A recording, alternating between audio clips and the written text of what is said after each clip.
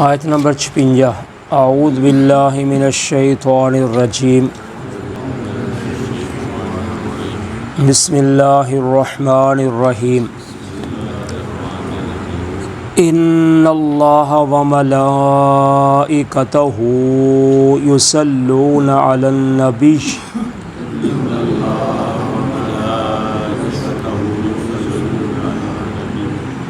یا ایہا الذین آمنوا صلوا علیہ وسلموا تسلیما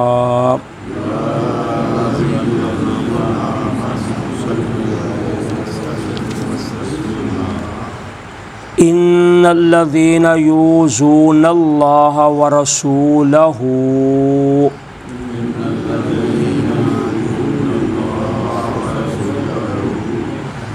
لعنہم اللہ فی الدنیا والآخرۃ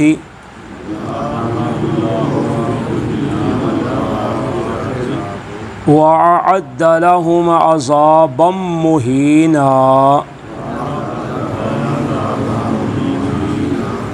والذین یؤذون المؤمنین والمؤمنات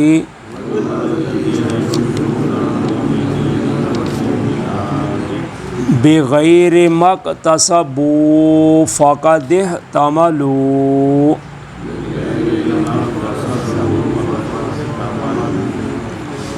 بہتانا و اثما مبینا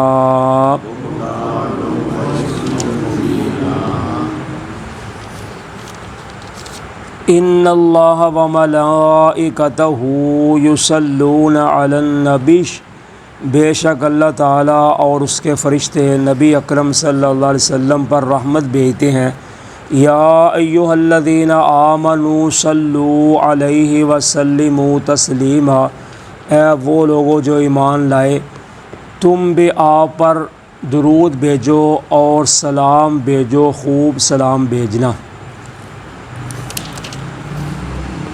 اللہ تعالیٰ نے اس آیت مبارکہ میں نبی اکرم صلی اللہ علیہ وسلم کی اس شان اور عظمت کا تذکرہ کیا ہے جو اللہ تعالیٰ نے آپ کو مالا الاعلیٰ میں یعنی آسمانوں کی بلندیوں میں اور زمین میں اللہ تعالیٰ نے جو آپ کو عطا فرمائی ہے، یعنی 14 طبق میں آسمان و زمین میں اللہ تعالیٰ نے جو آپ کو عظمت مقام عطا کیا ہے، اس کا اللہ تعالیٰ نے اس آیت میں تذکرہ کیا ہے۔ تو اللہ تعالیٰ فرماتے ہیں کہ اللہ تعالیٰ اور اس کے فرشتے نبی پاک صلی اللہ علیہ وسلم پر رحمت بھیجتے ہیں، یا دوسرا اس کا معنی عام مشہور و معروف ہے کہ درود بھیجتی ہیں۔ تو فرمایا اے ایمان والو تم بھی آپ پر درود بھیجو اور سلام بھیجو، خوب سلام بھیجنا یا بہت زیادہ سلام بھیجنا۔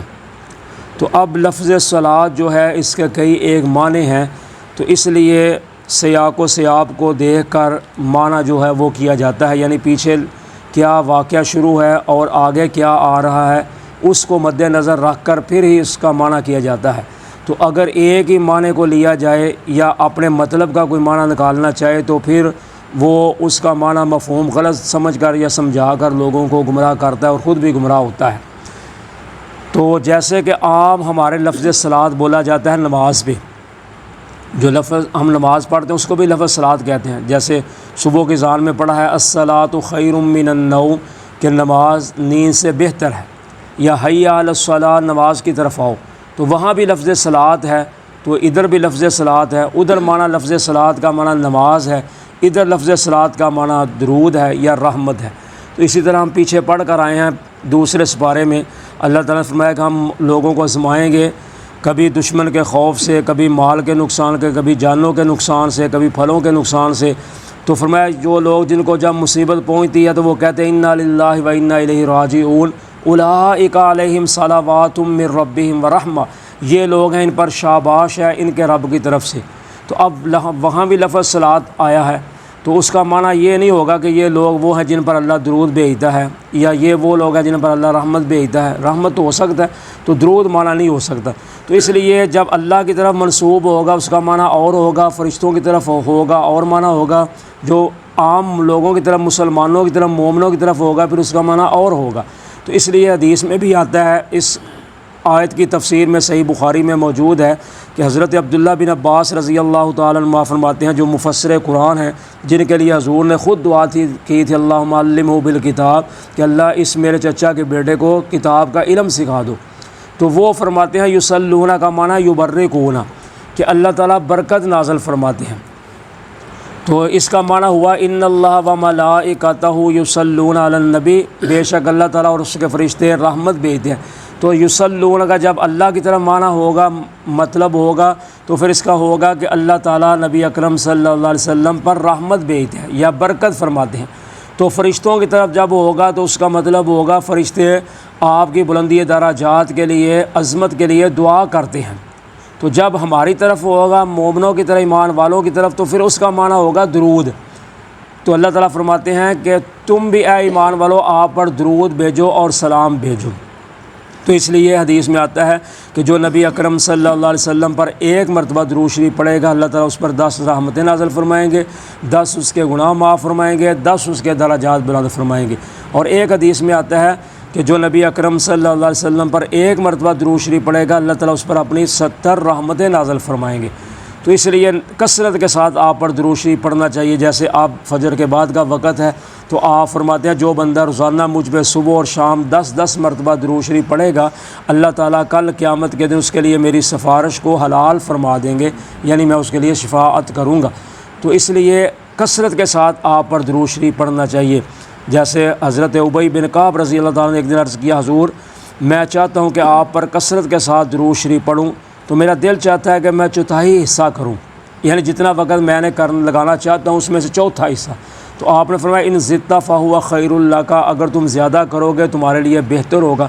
کہا چلو حضور آدھا حصہ، آپ نے فرمایا اگر زیادہ کرو بہتر، کہا 2/3، کہا اس سے بھی زیادہ کرو گے تو بہتر ہوگا۔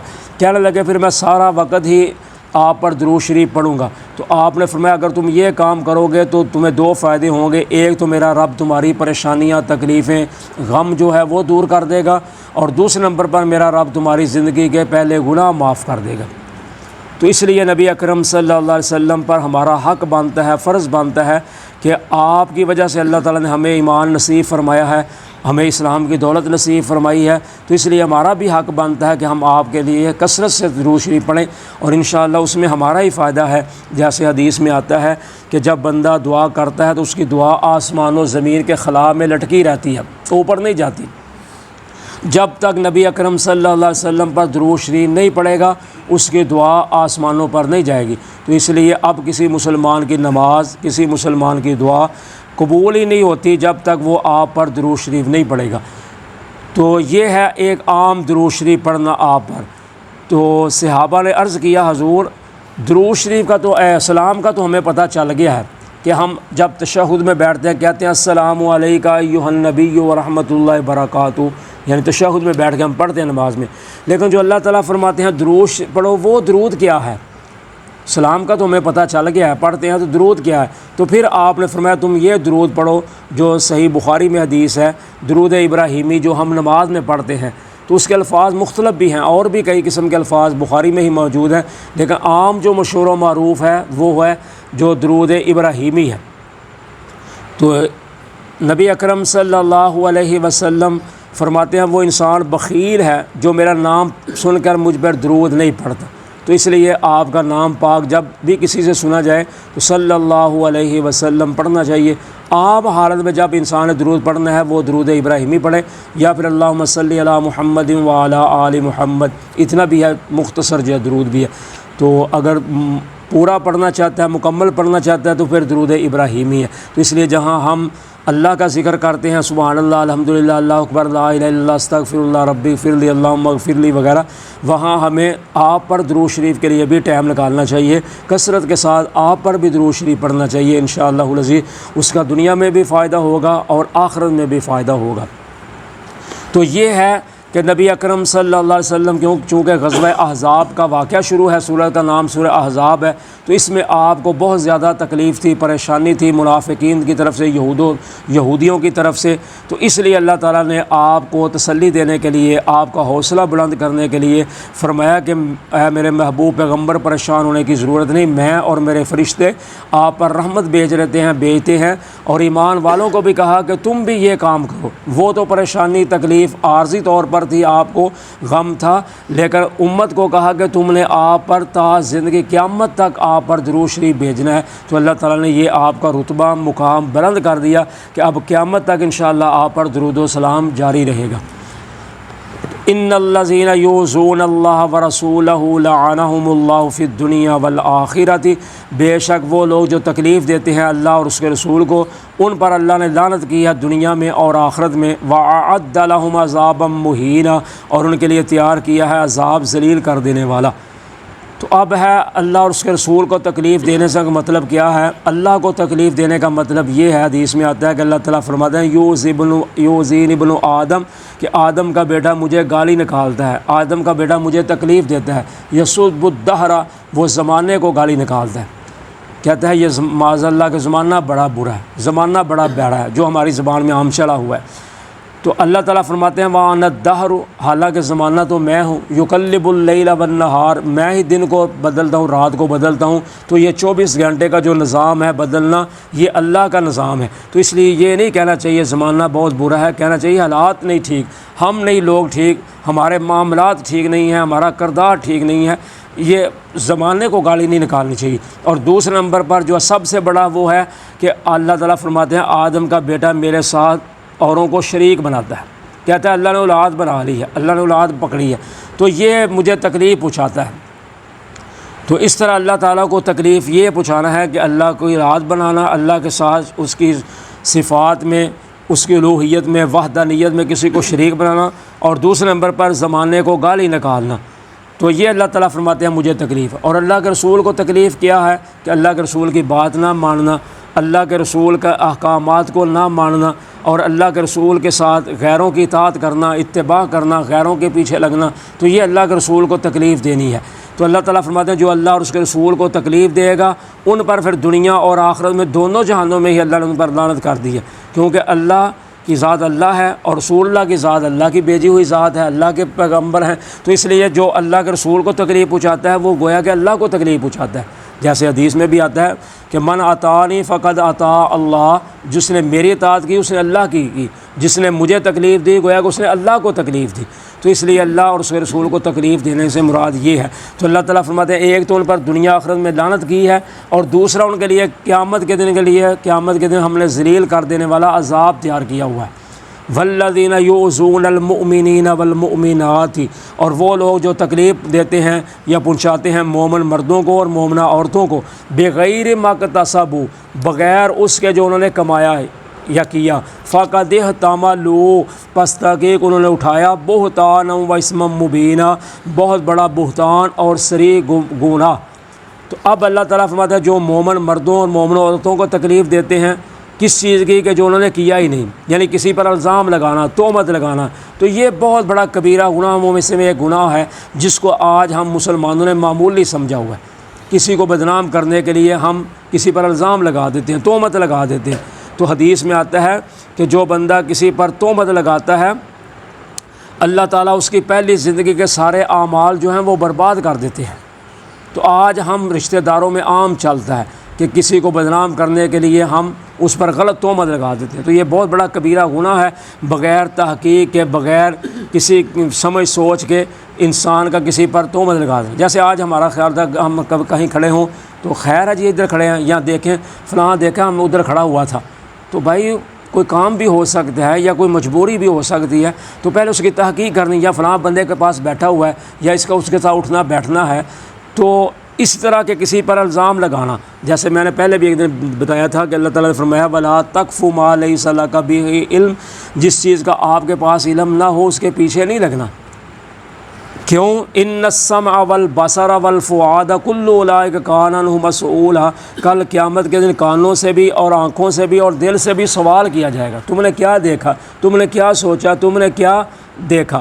تو اس لیے کسی کا بغیر تحقیق کے کسی پر الزام نہیں لگانا چاہیے، کسی پر تہمت نہیں لگانی چاہیے، کسی کے پیچھے لگ کر، جیسے پیچھے پڑھا نا ہم نے سورہ نور میں جو حضرت عائشہ رضی اللہ تعالیٰ پر بہتان لگایا تھا، تو منافقوں نے تہمت لگائی تو 3 مسلمان بھی اس میں شامل ہو گئے بغیر تحقیق کے۔ تو تو منافقوں نے تو جھوٹی قسمیں اٹھا کر اپنے آپ کو بچا لیا وقتی طور پر، لیکن قیامت تک تو ان پر لعنت چلتی آ رہی ہے اور چلتی رہے گی قرآن میں۔ لیکن جو تیر مسلمان تھے ان میں سے حضرت ابو بکر کا خالہ زاد بھائی تھا جو ان کے گھر ہی رہتا، ان کی پرورش میں ہی تھا، تو اس نے بھی تہمت لگا دی۔